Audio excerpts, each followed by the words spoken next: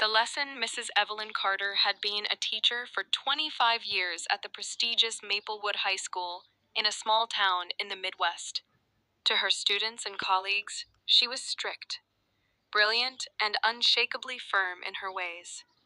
But there was a side to her that most people didn't talk about openly, a subtle but biting prejudice that colored the way she treated her students of color. She never used slurs, never yelled, but her disdain came out through her coldness, her dismissiveness, and the way she always seemed to find fault with students like Jamal. Jamal was a bright, 16-year-old black student with a knack for math and a love for basketball. He wasn't perfect. Sometimes he joked too much in class or turned in homework late, but he was no worse than the other kids. Yet, Mrs. Carter seemed to single him out more than anyone else. If Jamal was 2 minutes late, he got a lecture about responsibility. If he gave an answer in class, she dissected it until he shrank in his seat. And when he won the school math competition, she barely acknowledged his achievement. The other students noticed.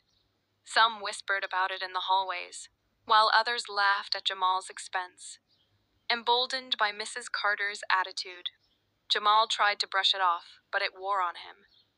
The worst part wasn't the insults or the coldness, it was the fact that no one seemed to care. Not his classmates, not the other teachers, not even the principal. One day, Jamal finally broke.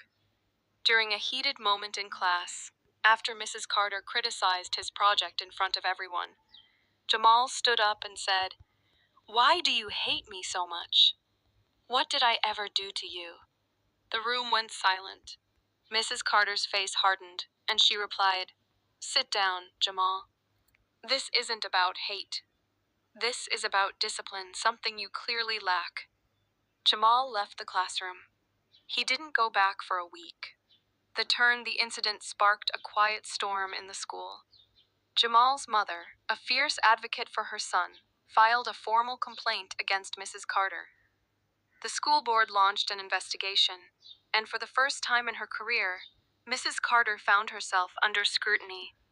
She insisted she wasn't racist, that her treatment of Jamal was about his attitude, not his race. But the evidence and the testimonies of other students told a different story. The board decided to suspend Mrs. Carter without pay for 6 months. Many in the town were outraged. Parents and fellow teachers rallied to her defense, claiming she was a good woman who had simply been misunderstood. On the day of the decision, a crowd of supporters gathered outside the school, cheering as Mrs. Carter walked out, her head held high. Jamal watched the scene on TV feeling defeated. It seemed like nothing had changed. The lesson, but Mrs. Carter's suspension, wasn't the end of the story. During her time away from teaching, she was required to attend mandatory diversity training sessions and community service events. At first, she approached them with resentment, convinced she was being punished unfairly. But one session changed everything. The facilitator, a black man named Mr. Daniels, shared his own story of growing up in a town like Maplewood, where teachers like Mrs. Carter had made him feel small, invisible, and unworthy. He spoke about the lasting impact of those experiences and how they shaped his self-esteem and his view of the world for the first time. Mrs. Carter saw herself through someone else's eyes. The realization hit her like a punch to the gut. She had been that teacher for Jamal. She had been that teacher for so many students over the years. And she couldn't take it back. When her suspension ended, Mrs. Carter returned to Maplewood High with a new perspective. She apologized to Jamal privately, admitting her biases and promising to do better. At first, Jamal didn't believe her. But over time, her actions spoke louder than her words.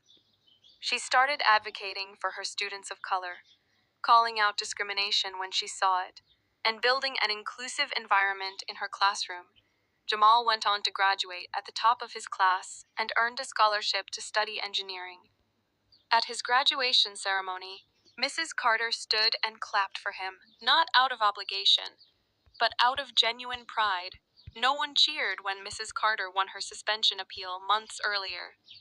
But now, As Jamal walked across the stage and smiled at her, she realized that wasn't what mattered. What mattered was that she had learned her lesson perhaps a little too late, but just in time to make a difference. Reflection. This story highlights the complexities of racism and redemption. It doesn't offer easy answers or neat resolutions, but instead shows how change can happen when people confront their own biases and take responsibility for their actions. The ending is bittersweet, leaving readers to reflect on the power of growth and the importance of standing up for what's right.